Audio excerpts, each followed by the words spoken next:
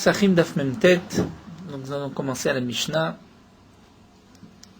Les 9 dapim qui vont suivre sont, si on peut dire, les dapim les plus faciles de la Masechet Psachim.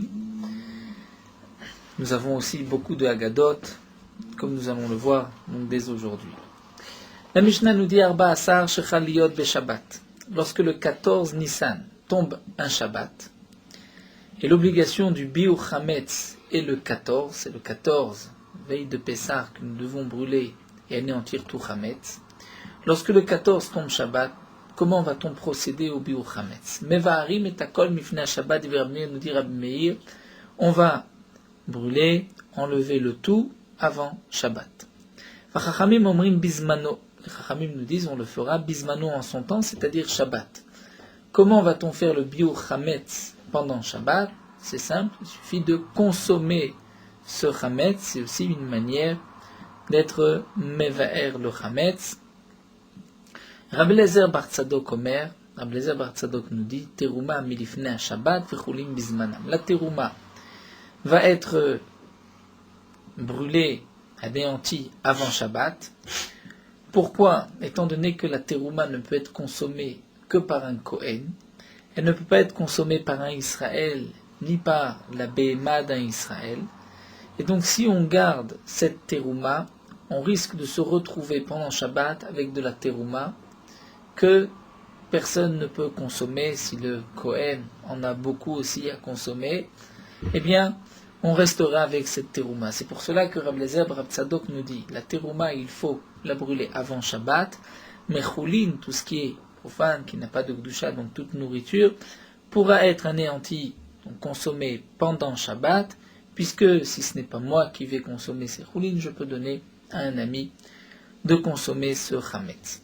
La Gemara nous rapporte que Tanya Rabbi Eliezer bar Tzadok Omer, Rabbi Eliezer bar Tzadok nous dit, Pa'amachat, une fois Shabbat Abba Beyavne. Mon père Abba a passé Shabbat dans la ville de Yavne. Vechal Arba Asar Liot Beshabbat. Et le 14 Nissan était un Shabbat. Uba Zunin Memouné chez Rabban Gamliel. Zunin qui était le responsable de Rabban Gamliel, donc des biens du Chametz de Rabban Gamliel. Ve'amar, il a dit Gia et lever et Chametz. Donc à Yavne, c'était là où habitaient les Chachamim, dont Rabban Gamliel. Zunin, le responsable, est venu et a dit à Rabban Gamliel, donc c'était un Shabbat, et il lui a dit, le moment est venu d'être Mevaer Chametz, donc d'enlever et en tirer tout Chametz, Valarti Acharaba, j'ai été après mon père, ou Biarti et Chametz, et j'ai effectivement procédé au Biur Chametz, comme explique les Rishonim, on a consommé tout Chametz avant leur limite. La Mishnah suivante nous dit, Aoler Lishrot et Pisro, si quelqu'un va pour égorger son Korban Pessah, Velamoul et Beno, ou bien pour une autre mitzvah, pour faire la Brit Mila, la circoncision à son fils, Velechol Seudat Irusin Betramiv, ou encore pour manger Seudat Irusin, un repas, on peut dire de fiançailles, comme nous allons le voir, le fiancé, le Khatan avait l'habitude d'envoyer des cadeaux et de consommer un repas chez son beau-père. C'est aussi une mitzvah, comme la Gemara l'expliquera. Donc si quelqu'un va égorger son Korban Pessah, ou bien circoncire son fils, ou manger Seudat Irusim chez son beau-père, Veniskar chez Shlo Chametz Betor Peto, il se souvient qu'il a du Chametz, il a laissé du Chametz dans sa maison. Quel est le din? Im yachol larzor velevaer, velarzor le mitzvato yachzor veyevaer. S'il a la possibilité dans le temps de revenir vers son Chametz, de faire le Biur Chametz, de le brûler, et ensuite de retourner à sa mitzvah, alors il le fera Yarzor Veyevaer. Il ira enlever son Chametz. Veimlav, et sinon, s'il n'a pas le temps, et que si en rentrant pour, par exemple, être Mevaer le Chametz, il risque de perdre sa mitzvah, ou il n'a pas le temps d'arriver avant le Biur Chametz, alors Mevatlo Belibo, il fera le bitul. Étant donné que Minatora, comme nous l'avons vu, il est suffisant d'annuler, de faire le bitul Chametz, même si on ne va pas le brûler.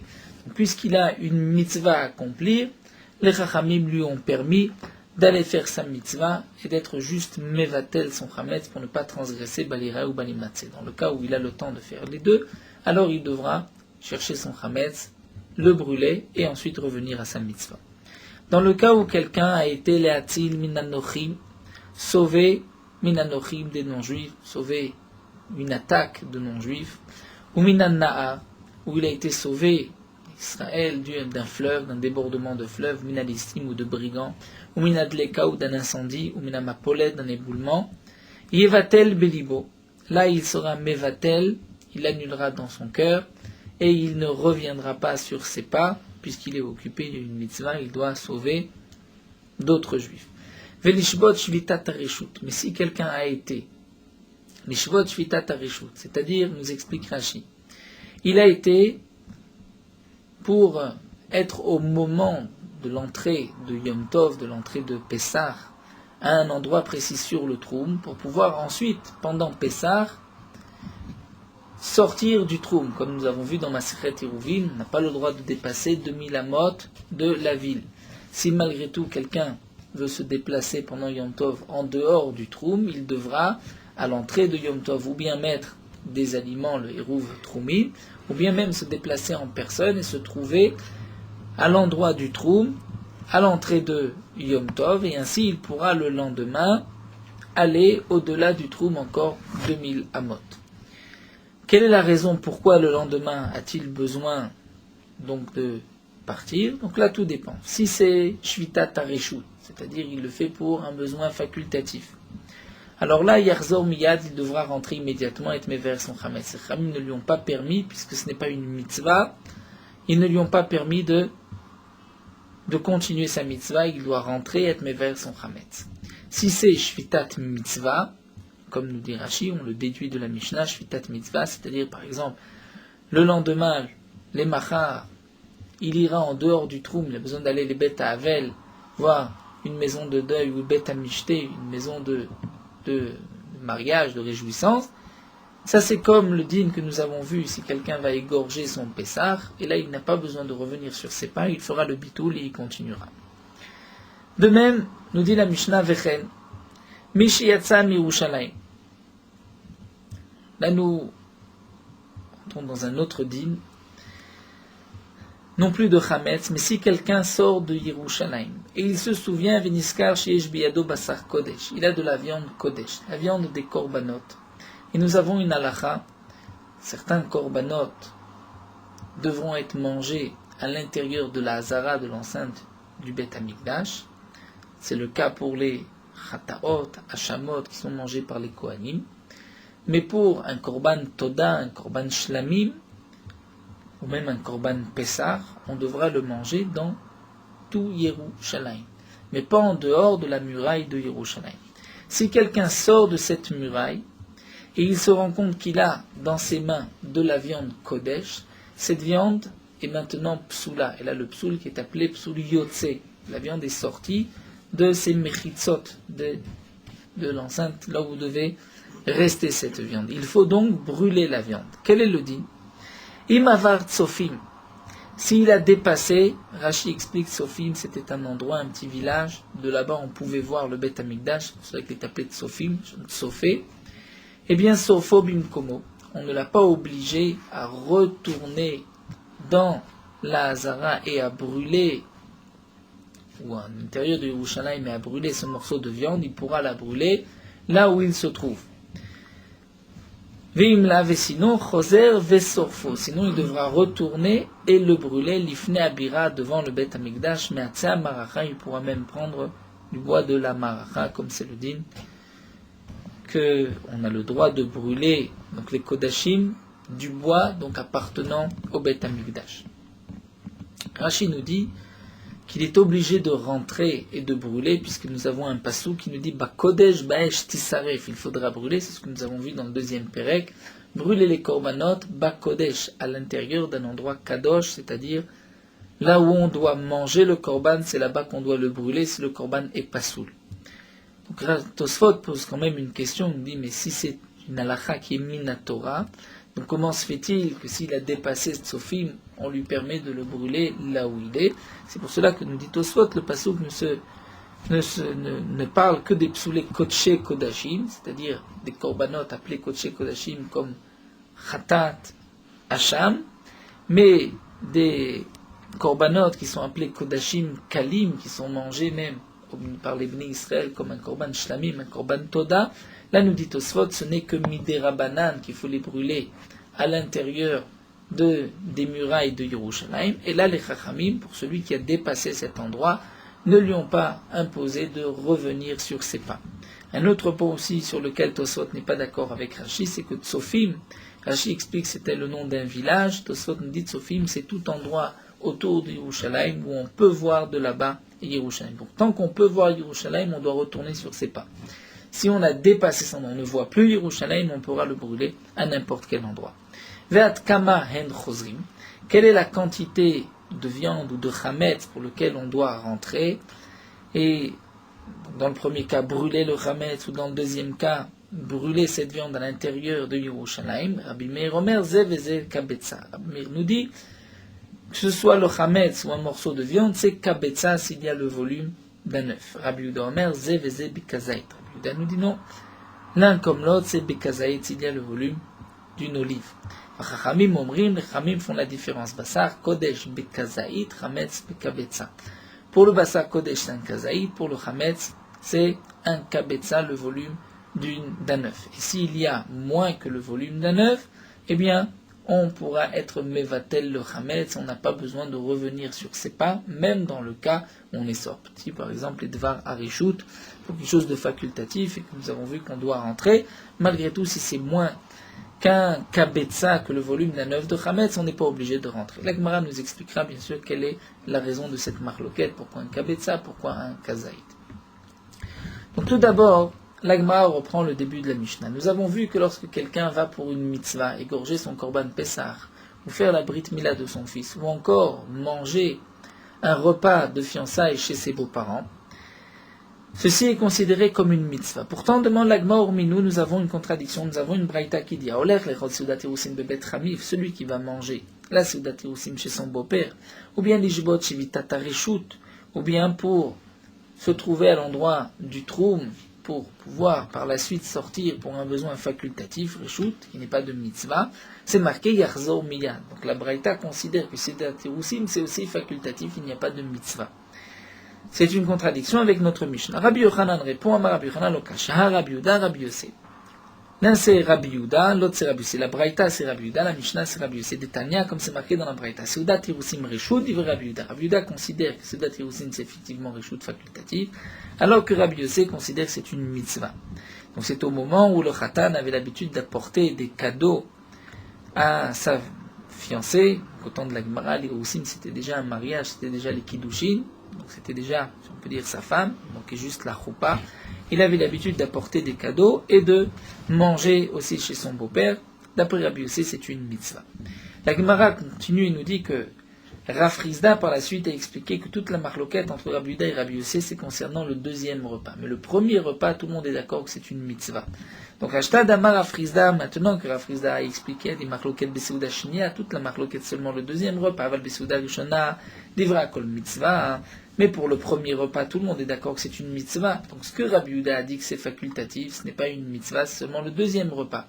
Donc, si c'est ainsi, on n'est pas obligé d'expliquer la Braïta comme Rabbi Yehuda, la Mishnah comme Rabbi Yossé. On peut dire aussi bien la Mishnah que la Braïta, c'est Rabbi Yehuda. Dans un cas, on parle du premier repas, dans l'autre cas, on parle du deuxième repas. Donc, à fil de théma, Have à Rabbi Yehuda, on peut dire que les deux, la Mishnah et la Braïta, c'est Rabbi Yehuda, Velokasha, Beseda Rishona, Beseda Shinia. Donc, notre Mishnah qui nous parle de mitzvah, c'est le premier repas. Et la Braïta, où c'est facultatif, c'est Seuda Shinia, le deuxième repas d'après Rabbi Yehuda. Tanya, l'Agma nous rapporte une Braïta, et Tosfot nous dit qu'on aurait très bien pu dire Tanya Nameachi, c'est une preuve à cet enseignement de Rav Rizda, puisque Amar Rabbi Yehuda dit Ani lo shamati la Seuda Terusin, avalo savlonut. Nous dit Rabbi Yehuda, moi je n'ai entendu que c'est une mitzvah que le repas des fiançailles, c'est-à-dire des kiddushin même, mais pas savlonut, des cadeaux que le khatan apporte par la suite. Alors Rabbi Yossé lui a dit, Ani shamati seudat terusin ve savlot. Moi j'ai entendu les deux, qu'aussi bien seudat terusin savlanut, c'est aussi une mitzvah.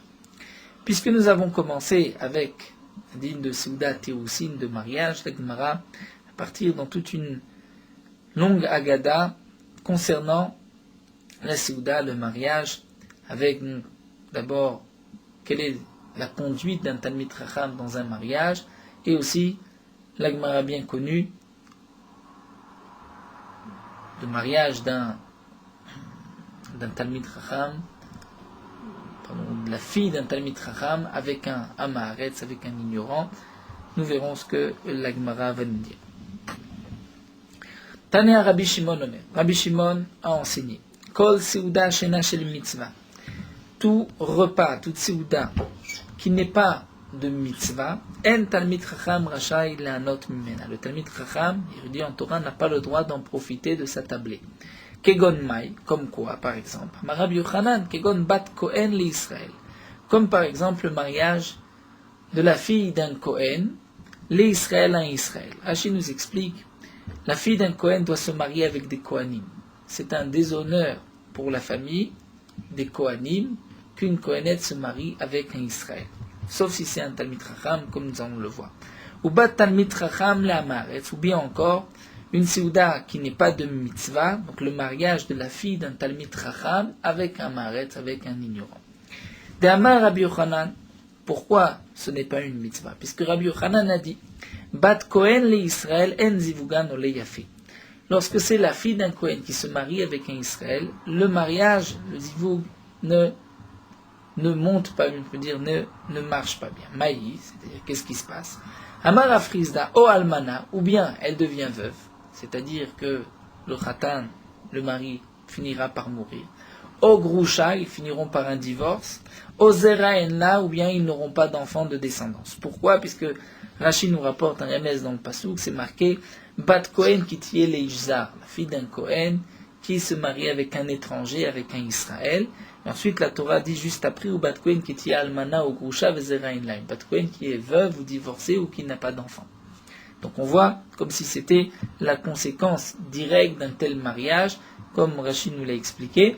C'est une sorte de pugam mishpacha pour la famille de Aaron, des Kohanim, que la fille d'un Kohen se marie avec un Israël. Bematnita Tana, nous avons une braïta qui nous dit, ou bien Kovra, c'est lui qui enterre sa femme, au Kovarto, ou elle qui va enterrer son mari, au Meviato l'idéaniout, ou bien elle lui amènera, ou ce mariage leur amènera la pauvreté.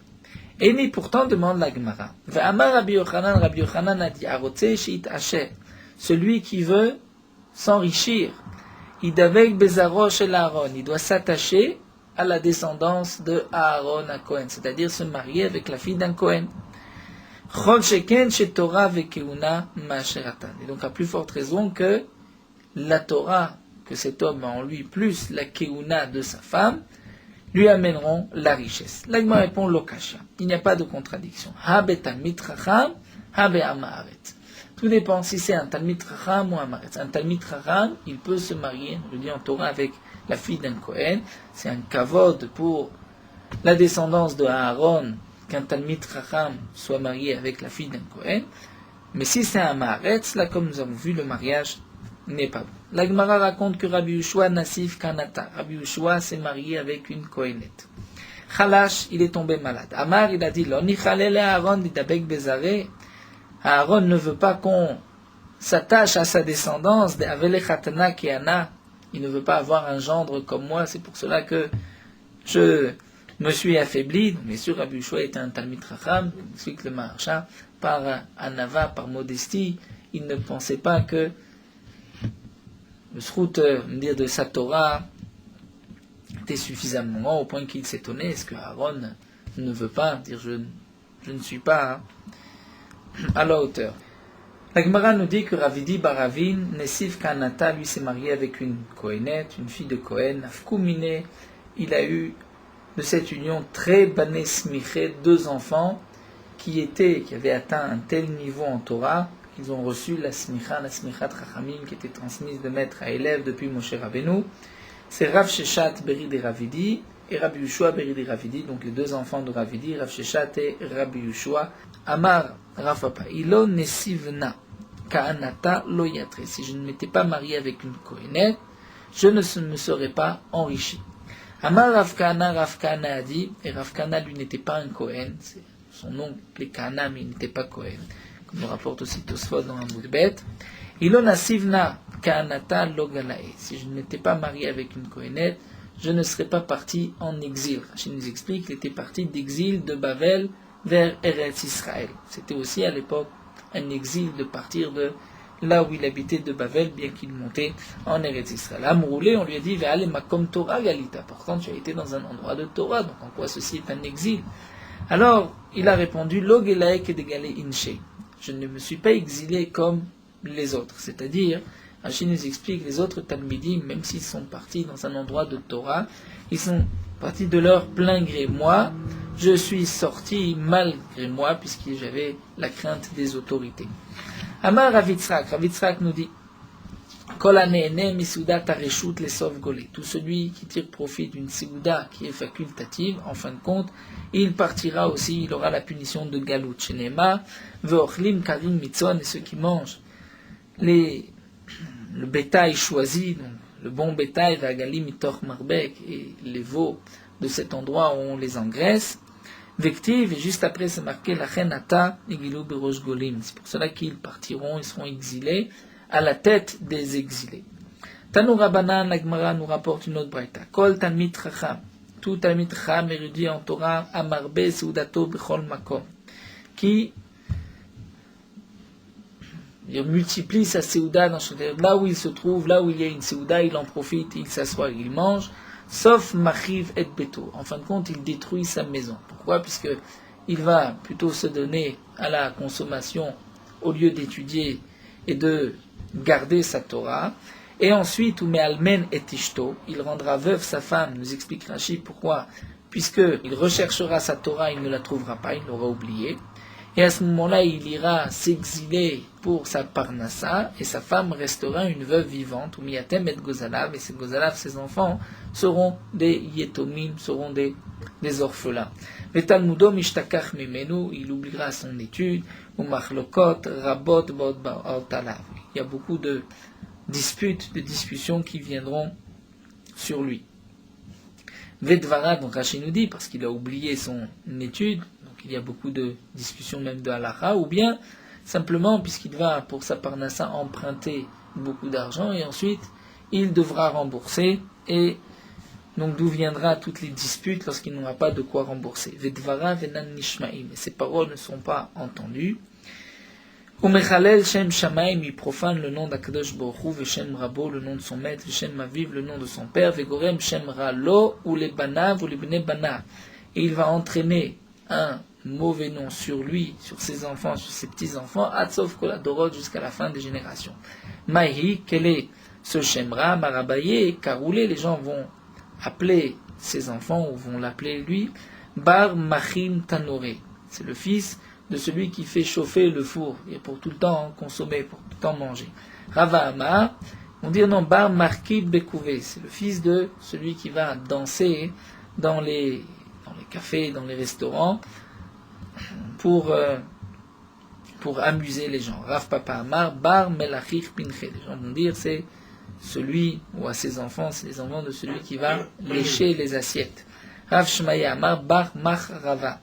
C'est le fils, ou celui qui Mach Rava, c'est-à-dire que son coussin, ses habits, il va les plier en quatre pour pouvoir s'allonger et dormir. Dit Rachid, tout celui qui se saoule n'a pas le temps de rentrer chez lui, il s'endort sur place, prend ses habits et il s'en sert comme oreiller. Tanou Rabbanan, la Gemara continue et nous dit Leolam imkor adam kol ma sheyeshlo. Un homme doit vendre tout ce qu'il a. Veissa bat talmid chacham. Il doit épouser la fille d'un talmid chacham. Sheimet ogolé. Parce que s'il lui meurt, ogolé, ou bien il va être exilé, muftachlo, il peut être sûr chez Banav talmidei chachamim. Ses enfants seront des talmidei chachamim grâce à sa femme. Valissa bat amaretz, mais il ne doit pas épouser la fille d'un amaretz. Pourquoi? Shimet au golé banav amaretz, puisque s'il lui meurt ou est exilé, ses enfants seront des amaretzim. Explique les Farshim le Chazonish que de nos jours, une fille qui reçoit une éducation religieuse peut avoir un autre statut, même si les parents sont amaratzim, peut avoir le même statut que bat talmid chacham, puisqu'au contraire elle va éduquer ses enfants dans le derrière de la Torah, et que ses enfants seront des talmidei chachamim. Tanu Rabbanan, nous avons une braïta qui nous dit l'olam imkor adam kol ma sheyishlo. Un homme doit vendre tout ce qu'il a, veissa bat talmid chacham, et épouser la fille d'un talmid chacham. Veissa bitol et talmid chacham. Ou bien marier sa fille à un talmid chacham. Machal, c'est un machal, exemple, une vea gefen, grappe de vin, bein vea gefen, dans une autre grappe de vin. C'est-à-dire, le talmid chacham avec un autre talmid chacham, le mariage avec un talmid chacham, davar nae, c'est quelque chose de beau, de joli, mitkabel, et qui est accepté, celui qui entend trouve que c'est acceptable. Velo isa batamaretz, il ne doit pas se marier avec la fille d'un ignorant. Pourquoi? Machal in vea gefen bin vea sene, puisque sinon c'est le machal d'une grappe de raisin dans les petits, le fruit du buisson. C'est davar kao, c'est quelque chose qui n'est pas beau, au contraire qui ne s'assemble pas. Velo mitkabel, qui n'est pas accepté non plus. Tournons la page, Tanu Rabbanan, la Gemara nous dit, Leolam imkor adam, kol ma sheyishlo. Nous avons une braïta, un homme doit vendre tout ce qu'il a, V'isa bat talmid chacham, il doit épouser la fille d'un talmid chacham. Lo matza bat talmid chacham, s'il n'a pas trouvé la fille d'un talmid chacham, Isa bat gdolei ador. Il doit se marier avec la fille des gdolei ador. C'est-à-dire, aujourd'hui, on appelle les gdolei ador, ceux qui sont les plus grands talmid chacham, gdolei ador. Pokrashi nous dit que gdolei ador, c'est anshe maaseh ve tzadikim. Des hommes droits, juste des tzadikim, mais qui ne sont pas talmidei chachamim. Donc la priorité, c'est la fille d'un talmid chacham, ensuite la fille d'un gadol ador. Il a des mérites et c'est un homme juste. Lo matzad bat gdolei ador, s'il ne trouve pas la fille d'un gadol ador, il s'abat raché knesiot, se marier avec la fille de ceux qui sont à la tête des synagogues.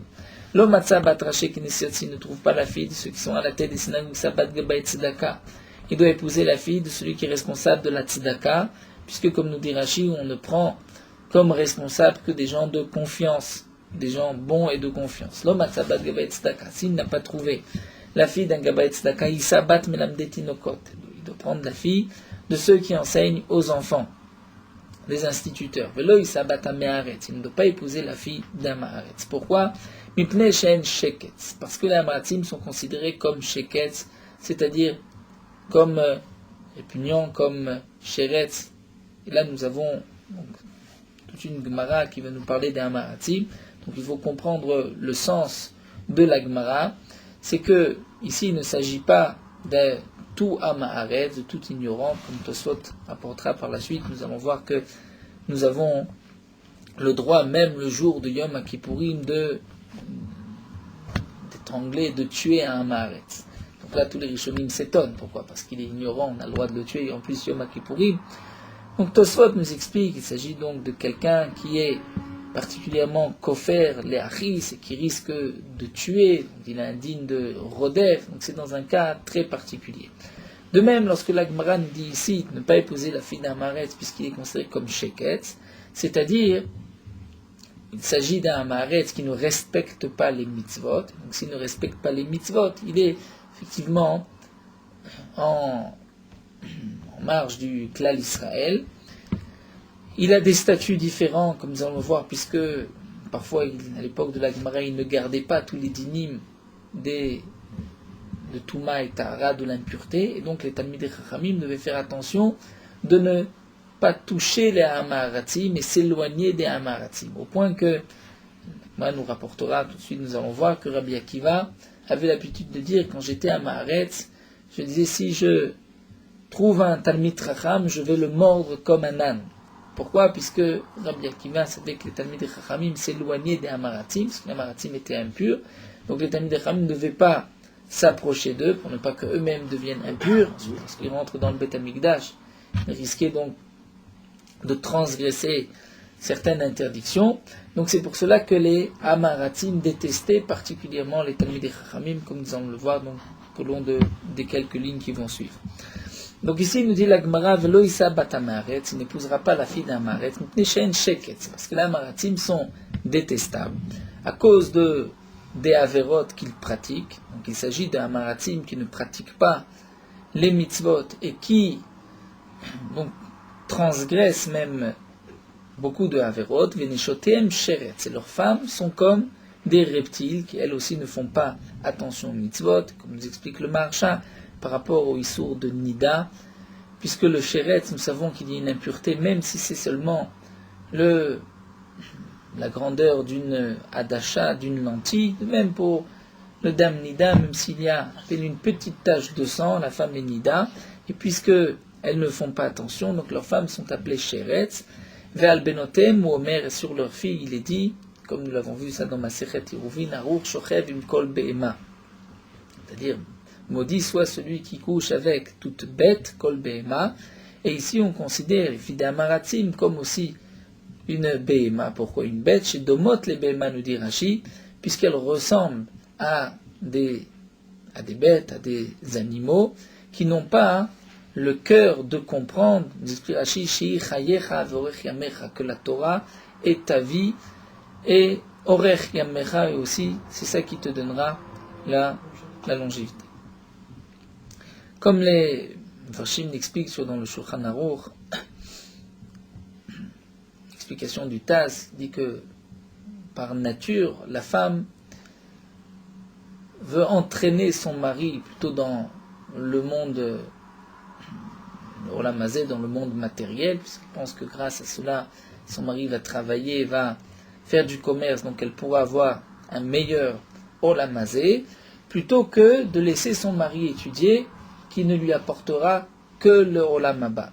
Et donc l'erreur est, comme l'explique ici Rashi, c'est que l'étude de la Torah, c'est aussi Olam Hazé, c'est aussi ce monde-ci, c'est Chayecha Vorech Yamecha.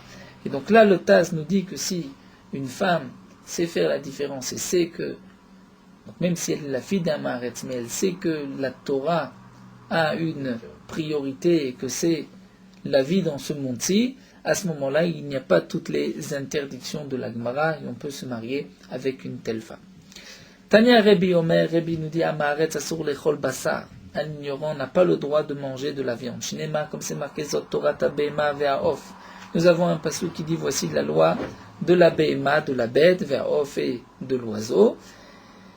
Et donc on apprend de ce pasouk, pas seulement voici la loi que la Torah nous dit, quelle bête nous avons le droit de manger, mais Zot Torah, voici la Torah, c'est-à-dire celui qui a la Torah a le droit de manger Behema Ve'aof. Voilà, on sait que la Torah, Mutar lechol basar Behema Ve'aof, celui qui étudie la Torah a le droit de manger de la viande de bête ou de volaille. V'chol shenosek b'Torah, tout celui qui n'étudie pas la Torah, sur lechol basar Behema Ve'aof, n'a pas le droit de manger la viande de Behema Ve'aof. Amar Rabbi Elazar nous dit Amaharetz, Mutar lenocharo, Beyom Kippur, on a le droit de l'enocharo, c'est-à-dire de l'étrangler, de le tuer, même le jour de Yom Kippour, chez Chaliot Beshabbat, qui tombe un Shabbat. C'est-à-dire pas seulement si c'est Shabbat, même si c'est Yom Kippourim aussi, on a le droit aussi de le tuer. Donc comme expliquent les Rishonim, il s'agit donc d'un Maaretz qui met les autres en danger, et à ce moment-là, c'est comme une sorte de pikuach nefesh, on a le droit de le tuer même Shabbat. Il s'agit en tout cas de Hamaretz qui renie la Torah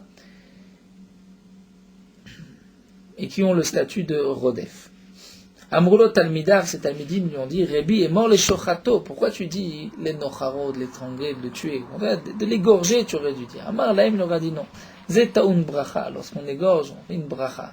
Et lui de Hamaretz ne mérite même pas cette mort de Shrita, Vezenoton bracha. Mais lorsqu'on l'étang, on le tue, il n'y a pas de bracha. Donc, bien sûr, en comparaison avec la Shrita d'une bête.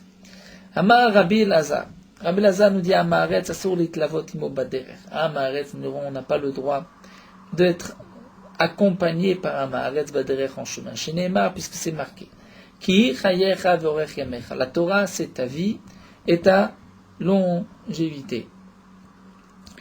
Et si donc le Amaretz ne comprend pas, puisque lui n'étudie pas la Torah, donc Al-Chayav Locha, s'il n'a pas pitié de sa vie, Al-Chayev Chaveru Lochashke, n'est-ce pas plus forte raison qu'il ne va pas avoir non plus pitié de ta vie, et donc il risque aussi de te tuer. Amar Rabbi Shmuel bar Nachmani, Amar Rabbi Yochanan, Amaretz mutar lekoro kedag, Amaretz on a le droit de le déchirer comme un poisson. Amar Rabbi Shmuel bar Yitzhak Umi Gabo, c'est-à-dire du dos, comme Rachid nous le rapporte, à ce moment-là on est sûr qu'il ne vivra pas par la suite, donc il s'agit bien sûr toujours du même Aretz qui a un statut particulier de Rodef. Tania Amar Rabbi Akiva nous dit que j'ai été un Aretz lorsque j'étais ignorant, avant que je me mette à étudier à Marty, je disais Mi Talmid Chacham, Ve'anashrenu Kachamor. qu'on me donne un Talmid Chacham et je vais le mordre comme un âne. Amrulot Talmidar, ses élèves lui ont dit, Rébi est mort Kekelev, dit comme un chien, pourquoi comme un âne? Amar la non, Zenosher Veshover Etzem.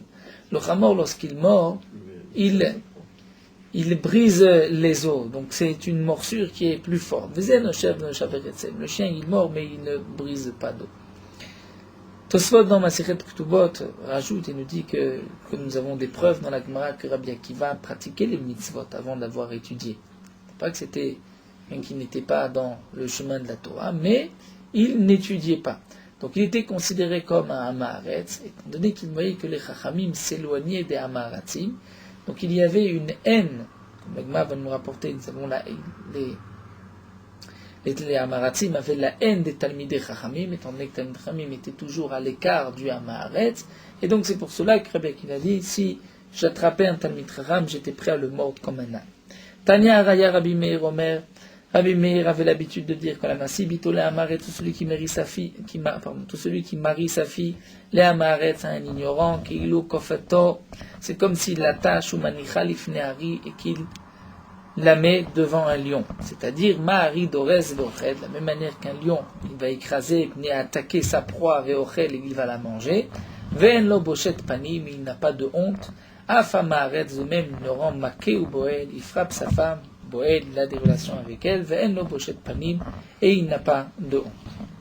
Tania Rabbi Lezer Omer, nous avons une autre braïta, Rabbi Lezer avait l'habitude de dire, il m'allait anu tzrichim lahem, si ce n'est que les Amaratzim ont besoin de nous, les Massa ou Matan, pour leur commerce, hayu orgim otanu, ils étaient prêts à nous tuer.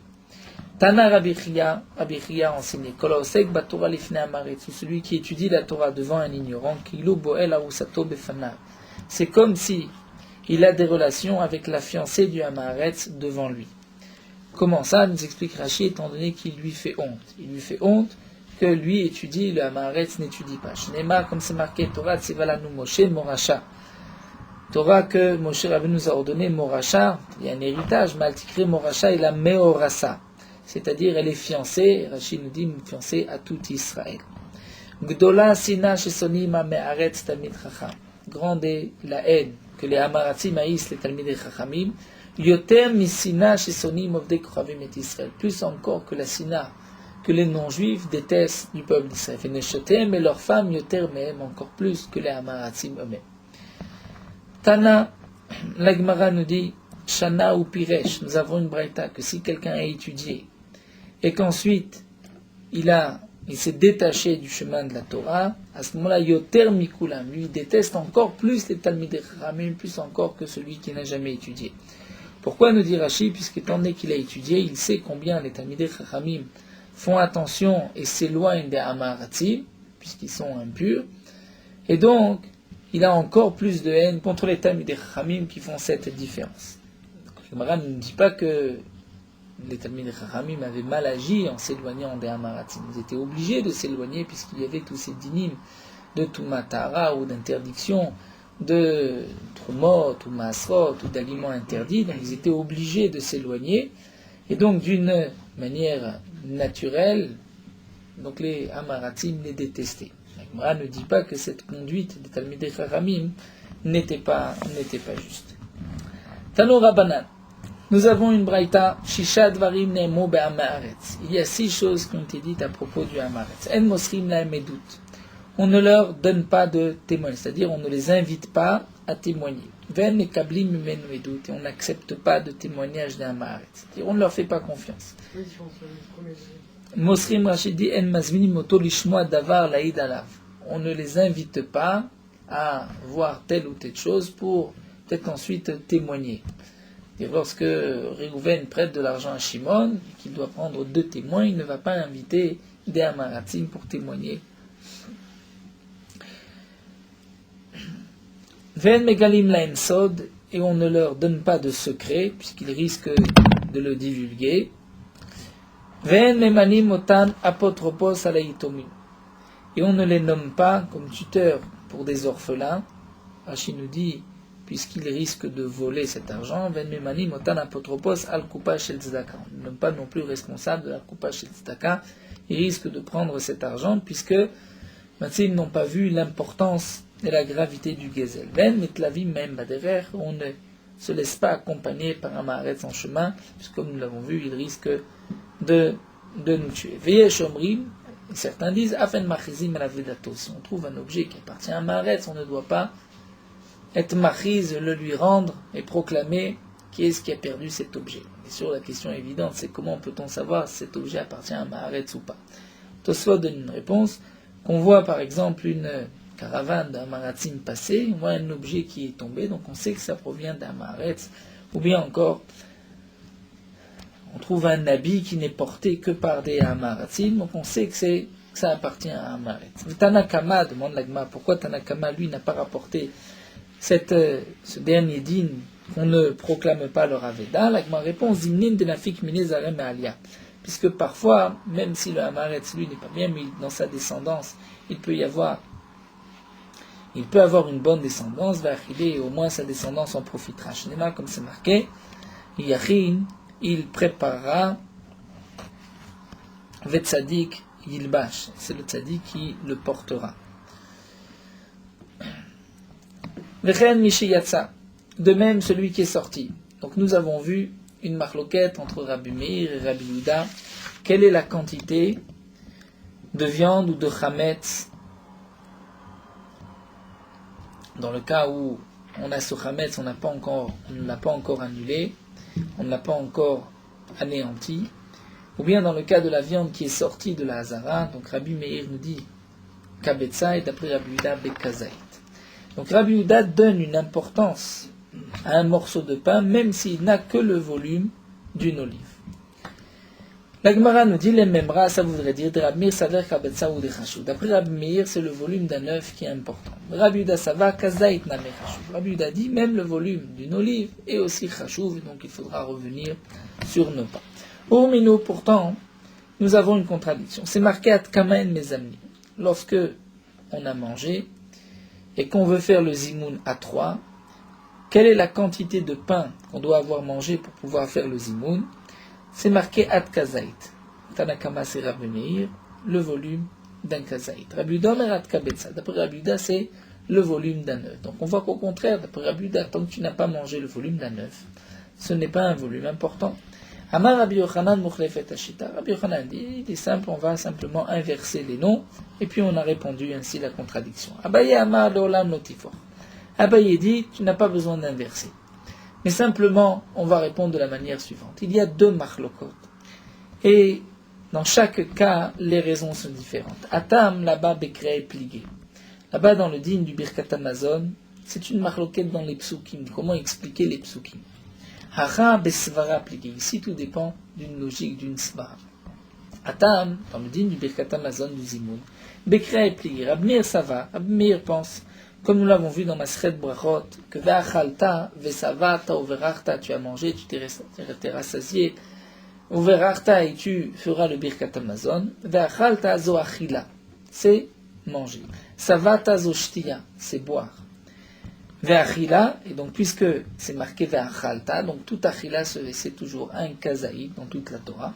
Donc si c'est un kazaït, si tu as mangé un kazaït, tu dois faire Birkat Hamazon.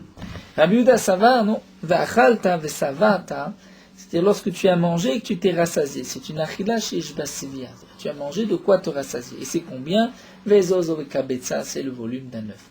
Donc c'est pour cela que d'après Rabbi Yehuda, seulement lorsque tu as mangé le volume d'un œuf, tu feras le zimoun.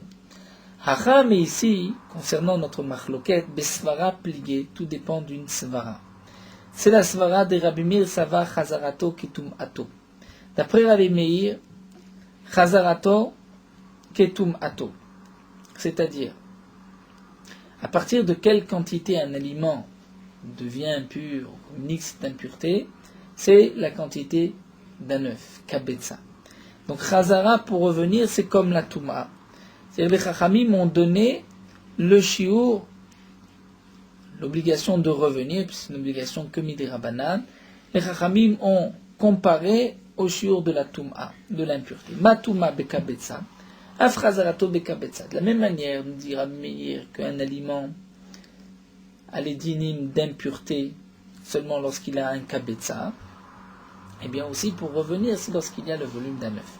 Rabbi Yehuda Savar, Chazarato ki Isuro. Rabbi Yehuda dit non. La Chazara, c'est comme le Issour. Et de la même manière que le Issour du Chametz, c'est à partir d'un kazaït, ou le Issour de Bassar Kodesh, une fois qu'il est sorti et qu'il est Yotzé, nous avons l'interdiction de le consommer. Lorsqu'il y a le volume d'un kazaït, il y a déjà l'interdiction de la Torah.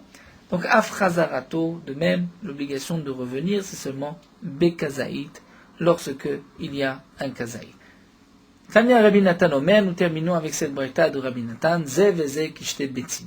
Rabbi Nathan pense que dans les deux cas, c'est kishte betzim comme le volume de 2 betzim. Donc Rabbi Nathan et Cholek, aussi bien sur Rabbi Yehuda que Rabbi Meir, et pense que lorsqu'on a le volume de 2 betzim, c'est seulement à partir de ce moment-là qu'on doit revenir sur nos pas. Velo d'où les Chachamim n'étaient pas d'accord avec Rabbi Nathan.